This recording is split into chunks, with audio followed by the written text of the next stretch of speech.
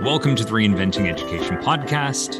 You know what it's for. It's for people interested in reinventing what education is. I'm Rob McLeod. Today, we're going to be discussing mainstream schools, one of our three types of schools that we discuss: traditional, mainstream, and progressive. And today, we're going to give you the clues to look for when you walk into a classroom and to see if the checklist for the mainstream school matches what you're seeing. So today we're going to talk about the learning environments, the classroom setup, the physical environment in the classroom of a mainstream school. I'm Rob McLeod, joined as always by Brendan, the checkered shirted O'Leary. How are you today, Brendan? I'm pretty fine, like a fine wine or a fine cheese, Rob. They call it the third teacher.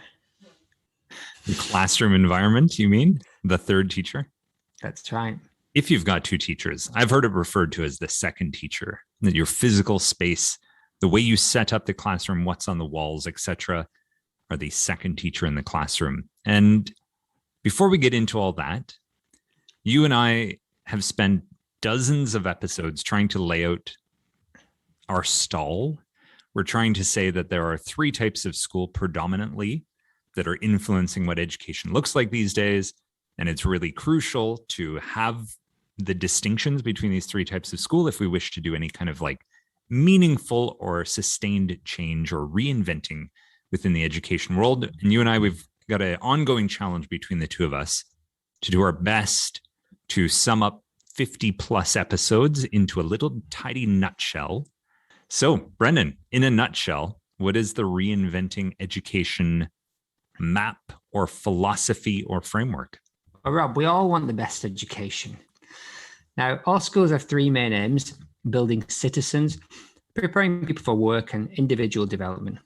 There may be others, but those are the three that we're centering on, and we're saying they are vital to all types of schools. Currently out there in the world, there are three types of schools that we see mostly. They are the traditional, based on the value of security, and you'll see duty and self-discipline, tradition and authority at the core of this type of school.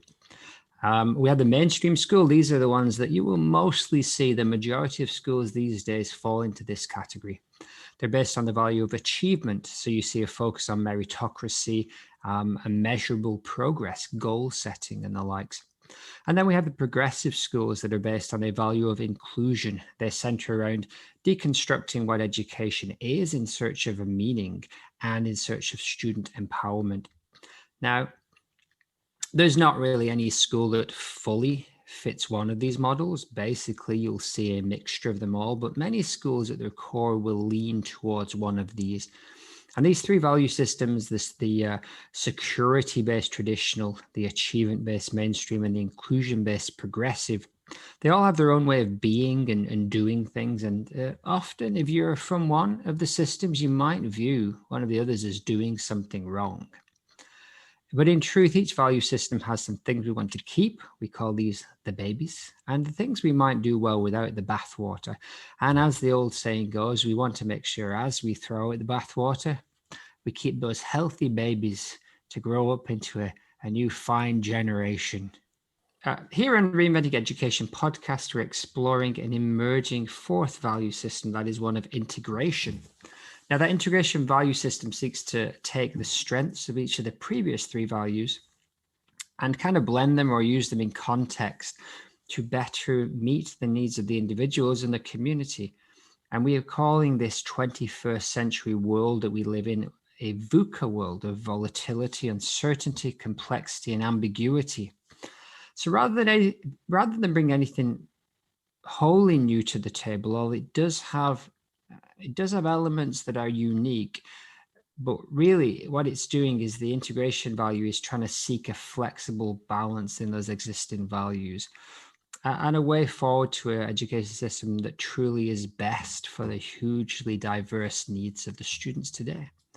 Now, one of the ways we've kind of analyzed schools is to break them up into 8 aspects of education. We've got the beliefs and responses of the individuals, the shared community and culture, the observable actions and resources, and the systems and environments.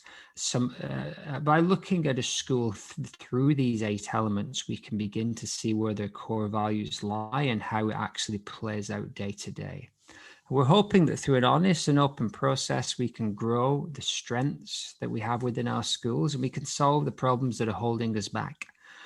So here's the little tagline. Rob designed this. He spent a long time, so don't say anything bad about it. Join us as we put our beliefs into action and attempt to reinvent education. If you're willing to challenge me, I'm excited to try and do it in an even more concise, if possible, way next time. Yeah, so you highlighted the 8 aspects that we are using to look at schools. One of those being the environments. So those could be the physical or digital environments. And today we're emphasizing on the physical spaces. So when you walk into a classroom, we're essentially saying there are distinct things that you can see in the room that could distinguish a traditional classroom or learning space from a mainstream classroom learning space from a progressive classroom or learning space. So let's get into the idea of classroom layout and design or learning spaces as becoming the more common term to be used instead of classrooms. So if we were walking into a traditional classroom, what kinds of things might we see in the room? Well, depending on the country, there may be some kind of acknowledgement to the local religious traditions, but there would definitely be some kind of acknowledgement of the authority structures in the area. So this could include a flag of the country or the province, the state. There might be a picture of royalty. If the country has royalty, there may be a picture of the president or the prime minister somewhere in the classroom or in the halls or in the front office. And as well, if there's a school motto or some kind of a statement, you're likely to see this somewhere in the room. Now, those kinds of things are being replaced in a mainstream school. It's not to say you couldn't see these things, but I would say it's less likely you will see those things in a mainstream, achievement-oriented type of a classroom. In a traditional classroom, you're likely to see desks orderly, tidied into rows. So a very traditional look. There's going to be some kind of a board, be it blackboard, green board, whiteboard, smartboard, at the front of the room where the desks are facing and the teacher is up there. So that's the traditional one. Now let's contrast that with what we're talking about today, the more mainstream approach. So first of all, you're going to notice stuff on the walls, but no longer is it royalty or necessarily a flag, but pretty much everything that's going to be on that wall is going to be tied to student achievement in some sort of way. So you might see mnemonics or some kind of conceptual tool or strategies to use alongside some of the more important information that is happening in the class. You're most likely going to see charts of some sort. Some of them might even be showing progress. So you might actually see I experienced this when I taught in Ontario. It was anonymous, but every student had a spot on this one chart, and we were tracking the students' development in their ability to make inferences when reading. And we showed where they started, and then we were showing their progress. Now, it was anonymous, so it's not like, oh, I can see Jimmy started at this mark and he's at this mark, but the students each had numbers, and that was something. So again, the learning spaces are being used to acknowledge the degree of achievement that students are experiencing. But what you're more likely to see are the things like anchor charts. So these could be centered around, the key skills we're using. So if we are learning to make inferences or learning to infer when reading, we might list strategies or show examples of how we do that, what a good answer looks like. We might show the rubric or how we're going to assess these kinds of things. And very common in British schools is this idea of the WALT and the WILF. So the WALT, we are learning to, and then it will explicitly state the curriculum objective somewhere on the wall. So probably word for word from the curriculum, we'll see we are learning to, and then if the curriculum objective was something like, infer an author's intention while reading a variety of texts, that's pasted up on the wall. It's something the teacher is referring to. It's something the students can see. It's full transparency of what's going on. And then the WILF is What What I'm looking I'm for. looking for. Because the teacher's looking Yes. for it. But it could be a personal I as a student. But it's what is the outcome? What are we going to see? And that WILF idea is basically what kind of evidence for student learning, or what kind of evidence will I see if you have accomplished the WALT? We are learning to do this thing, and here's what I'm looking for to know that you can do it. So again, you're going to see rubrics, how things will be marked. You might see checklists. You'll see examples, maybe even of like poorly done work, okay work, and then really good work, so that students have that metacognition to see the comparison between them. And finally, you are still going to see some things that are just helpful resources. So maybe the names of shapes in a math class. You might see a word wall up on the board, and there's likely a lot more going on than just the words being up there. We've probably got some kind of phonics lesson tied into the words that are up there, or some kind of use of those words. So I guess this is the one last thing I'd say about charts. Some of them will just go up on the wall and stay there, but some things like a word wall, for example, are going to be are resources that will be integrated back into the lesson, where we don't just talk about something put up on the wall and then forget about it. We are leaving our resources out on display on our walls, and there are things we'll come back to in future lessons as well. So there's a little bit about what you might see around the room. Brennan, what about groupings? We're going to shift away from this idea of orderly desks and rows. What do we see as far as the layout in the classroom? As the methods of teaching move a little bit more towards discussion and collaboration and group work and differentiation to groups of students, we see the rows, the lecture style audience for rows, becoming much more kind of groups. So we'll see groups of 4 to 6 students kind of, clustered around a group of tables. And often they're very varied. You can have different sizes of groups, and these tables can move around for different lessons when you have bigger and smaller groups, or move to the side of the room if you need other spaces. And you can even have little pods or spaces outside of the classroom itself. There are some more open plan kind of rooms, although the kind of open plan school kind of leans more into the progressive, but the idea of having a large number of spaces that you can use and utilize for the, I guess, more complex uses of the classroom that you begin to see in mainstream. And, this allows teachers to work in small groups. It allows students to collaborate, as we've said. Sometimes those kind of groups are clustered around a specific use. So you will have a classroom libraries are very, very common these days, but also maybe a little music corner or a maker space, or even a nature space. And as you get down into the younger grades, they'll have stations for water play and Lego and construction play. But those kind of go all the way up through primary. I've often in grade 2, 3, and 4 classes had Lego and maker building spaces, and even role play areas for kids. So this is kind of the use of the classroom above and beyond just a space for rows of desks to observe a teacher. You're now starting to utilize the space itself and to think about the groupings and how you can design. And I had to write something recently for a course I'm doing, and it was about comparing and contrasting some common ways to lay out your class. And there are actually benefits for the lecture style. Obviously, if you're doing a lecture, it's ideal for that. But if you're working with groups of children who will be talking to each other and working on shared projects, then having them being able to face each other and move around. And then there's other variations like the horseshoe, where you make kind of a U shape in the classroom, and that allows the teacher to move and work with individual groups, but children can still kind of work together. So there are numerous variations, but I think the key point is that we're starting to use the room and the furniture within it to allow us to do more, have more scope in what we teach and how we work. And one of the catchphrases I keep coming back to in the mainstream school is this desire to do things efficiently and effectively. And I think if you're coming at your classroom or approaching your classroom from a more mainstream mindset, you're thinking, oh, what are all the opportunities here I have in my classroom? And how could I use this space more effectively? How could I use it more efficiently? And that's an ongoing inquiry. And you end up at a lot of these answers we're talking about. Oh, it'd be more effective and more efficient if we had ability groupings.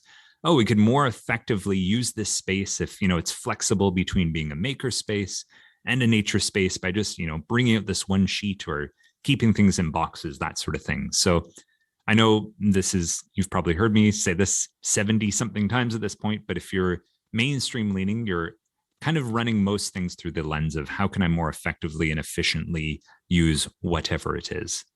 That tells us a lot about what we might see, but now how can we differentiate between the babies and the things we want to keep from this mainstream approach to the learning environment, and the bathwater, the things that maybe we want to leave behind? What are some of the babies, Rob?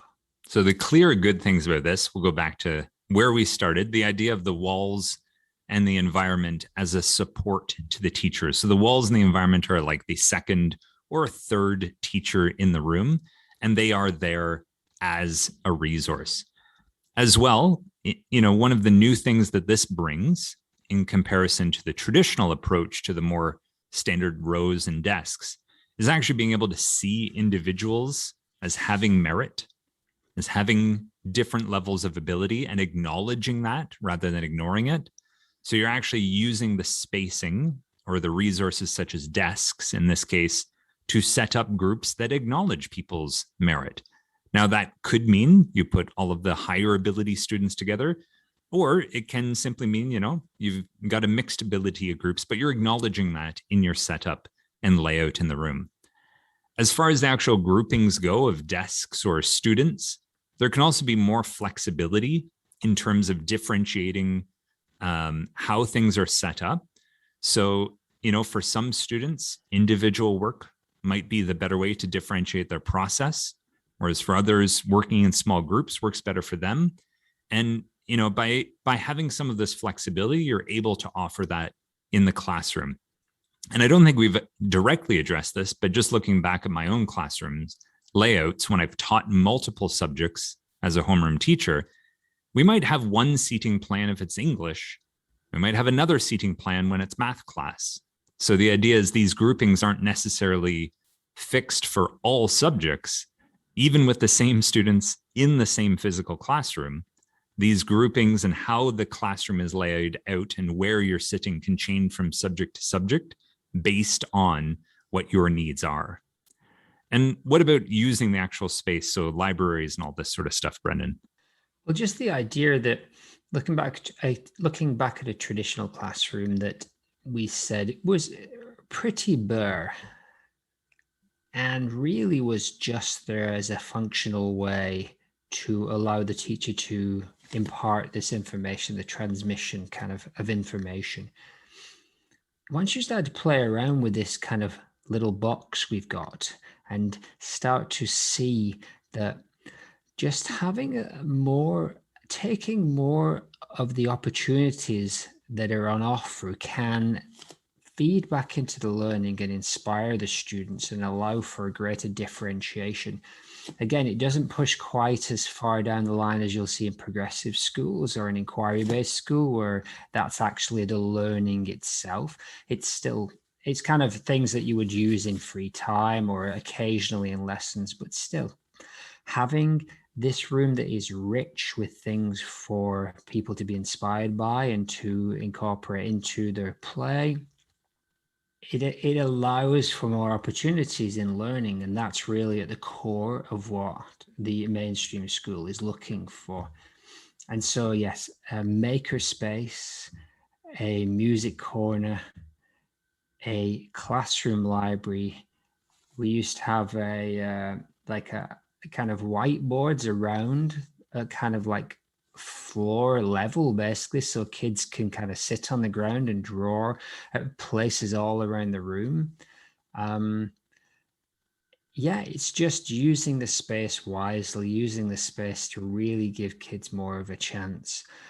This idea of the maker space, this is something that's come into its own recently, and it's something that it seems like all the types of schools love, but for different reasons. So traditional school likes the free, unstructured time that's really good for kids. But you'll start to see these kind of maker spaces or tinker spaces. And we're actually, in our school now, we're exploring what is called loose parts play, especially with the younger kids, but coming up into primary as well, of just having boxes and buckets full of different types of loose parts for kids to really play around with and basically use their imagination. And within a mainstream school, I think you'd see that the beginnings of becoming an engineer, because a big part of the mainstream school is it's got one eye on the job market.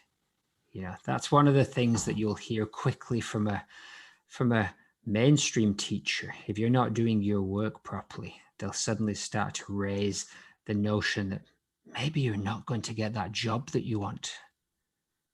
Whereas a traditional teacher might be more on the moral side. But I think a mainstream teacher you'll hear it a lot. You probably heard it from your own teachers. If you don't knuckle down and study hard, you're not going to get that good job when you're older. So they'll see you are going to close the door to opportunity yourself.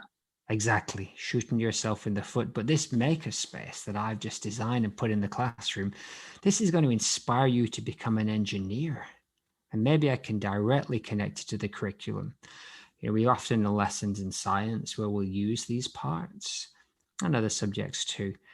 But yeah, the classroom, and I'm just going to explain what I mean by the third teacher, because I haven't directly said yet, but often we'll see classroom assistants or support teachers as the second teacher within the room. Now, if you're in a primary classroom, especially lower primary, you've probably got quite a lot of classroom support. So there's often 2 adults in the room these days in mainstream schools. But yes, however you look at it, the classroom environment is an opportunity to expand what's possible inside this little box. So the great thing about the maker space, Rob, is a traditional teacher would see it as free and structured time that was good for the kids. A more mainstream teacher would see that it may even lead you to becoming an engineer, although it's indirectly connected to the curriculum, it's inspirational, and it could help you to achieve some goals. And then a more progressive educator might see it as the way to express your inner self and your self-directed interests. So a win-win-win, but for different reasons. And if anything, I think that's what we're finding here more and more. Yeah, it's often possible that different approaches to school, and by approaches, I mean the traditional mainstream or progressive, actually do agree on some things, but they often agree on them for completely different reasons. And I think the makerspaces is a good example of that. So there we have the babies, the good stuff. We like what mainstream schools are bringing in terms of the classroom layout design and the learning spaces. Now, if we shift over to the bathwater or some of the issues, we often do this. We kind of take the traditional critique and the more progressive critique. I would say a progressive school, who values a lot more of this idea of inclusion and including the students' own interests and helping to build a self-directed plan towards learning, they're going to see everything that's happening in this mainstream classroom, even a very high functioning one, and still see that the underlying issue is that this is all being organized around really the teacher's needs or the demands of an external curriculum. And it's still being set up, even if the teacher is maybe a little bit less of a sage on the stage, it's still the teacher who's facilitating, it's the teacher who's kind of chairing the discussion. It is still very teacher-centric in order for them to be able to offer the kinds of differentiation. And we say, why are we differentiating? Well, at the end of the day, it's not because of the student's choice. It's because of the demands of a curriculum, which trickle back to the demands of a larger educational system, governments, et cetera, these sorts of things. And it's not starting with what is most meaningful to the student.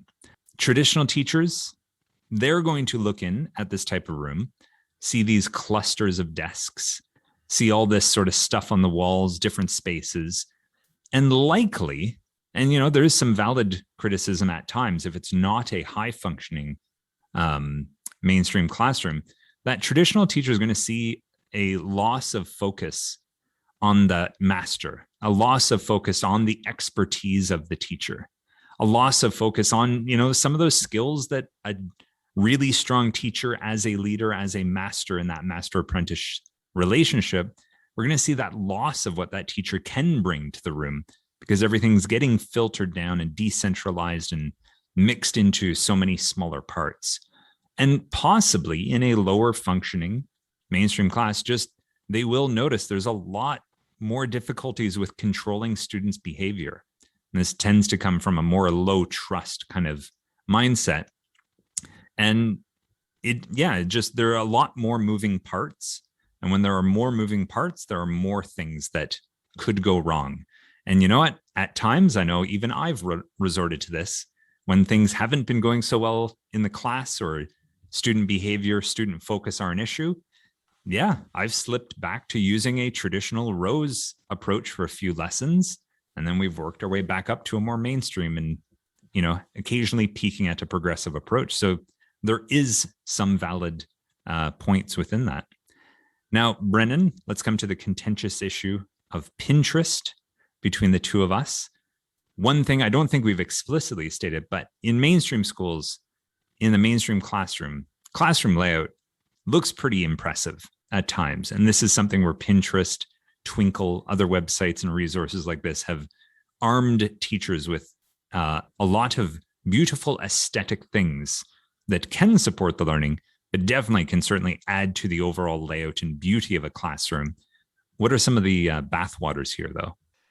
I mean, you can overdo it. You can have a classroom that is just a sensory bombardment where you walk in and every wall is filled and things hanging from the ceiling, and just every inch is filled, or centimeter in Britain, every inch is filled with these, in theory, aids to learning.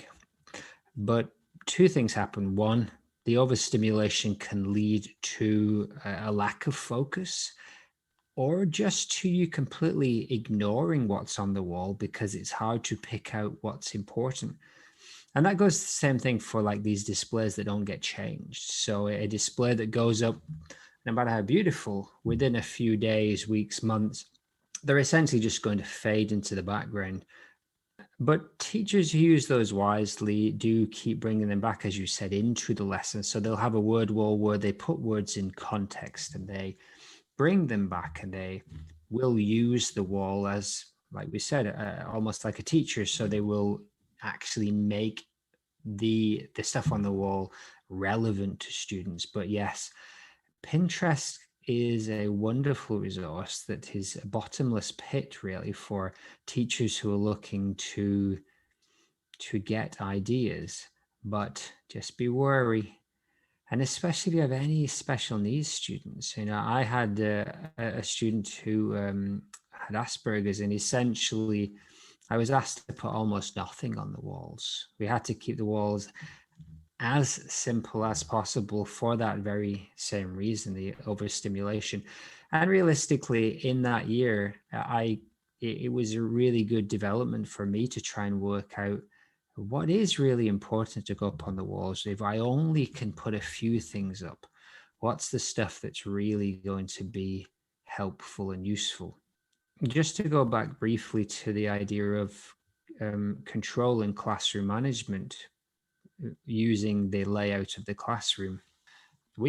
I was working with a teacher quite a few years ago now, where we had to go like all the way from what was a very open, progressive kind of setup, try the clusters of the groups of the mainstream, and then eventually back into rows, because the class we were dealing with and any number of other issues were so difficult to manage and to get, kind of good quality teaching and learning happening, that essentially we did over the course of a few weeks have to go from completely open to clusters to rows. And yeah, like you said, we kind of build back up towards this more mainstream approach of allowing kids to work together. But if that leads to chaos and a lack of any teaching and learning happening, you have to make that kind of compromise. And this is, I guess, what we're saying about the integration, developmental kind of value of you have to use the context that's right for